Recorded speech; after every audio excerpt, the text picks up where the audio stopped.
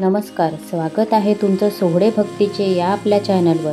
मित्रांनो, का आपण दसरा इतक्या मोठ्या उत्साहात साजरा करतो? हा फक्त रावणाचा दिवस आहे का, की यामागे आहे जीवनाला दिशा दाखवणारा एक गूढ संदेश? आजच्या व्हिडिओमध्ये आपण जाणून घेणार आहोत दसऱ्याची खरी कथा, त्याचं सांस्कृतिक महत्त्व आणि आजच्या आधुनिक जगात आपण त्यातून कोणती प्रेरणा घेऊ शकतो। रामायणातलं हे प्रसिद्ध प्रसंग आपण सगळे ऐकले आहेत। श्रीरामांनी अन्याय, अहंकार आणि दुष्ट शक्तींचं प्रतीक असलेल्या रावणाचा पराभव केला। हा पराभव फक्त एका युद्धाचा नव्हता, तर हा विजय होता सत्याचा असत्यावर, धर्माचा अधर्मावर आणि संयमाचा अहंकारावर। म्हणून या दिवशी आपण रावणाची प्रतिकात्मक मूर्ती जाळतो। तो फक्त रावणाचा दहन नसतो, तर आपल्या मनातल्या 10 वाईट गुणांचा, काम, क्रोध, लोभ, मोह, मद, मत्सर, अहंकार, अन्याय, दंभ आणि हिंसा यांचा नाश करणे आहे।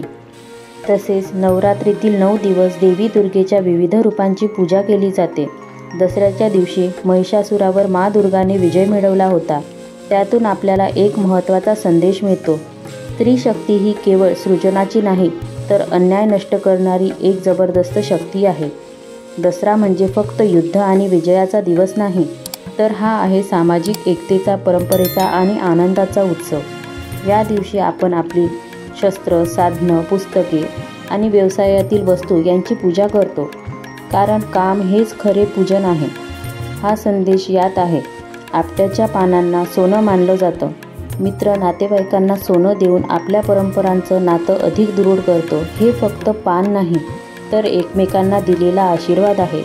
तुझं जीवन सोन्यासारखं समृद्ध हो।